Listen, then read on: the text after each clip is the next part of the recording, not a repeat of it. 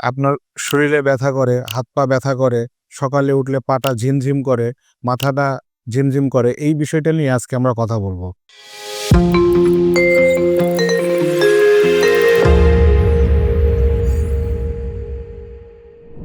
আসসালামু আলাইকুম। আমি ডাক্তার এবি সিদ্দিকী।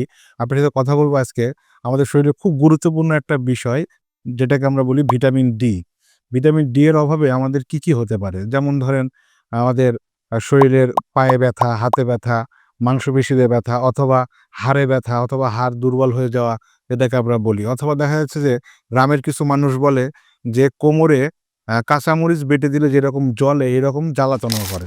এই যেগুলো যদি হয় তাহলে আমরা বুঝতে পারি যে আপনার ভিটামিন ডি এর পরিমাণটা কমে গেছে। এখন ভিটামিন ডি এর পরিমাণটা কমে গেল, কি কারণে কমলো বা কতটুকু কমছে এটা জানার জন্য অবশ্যই একজন ডাক্তারের পরামর্শে ভিটামিন ডি এর যে পরীক্ষাটা আছে, সে পরীক্ষাটা আমরা করব।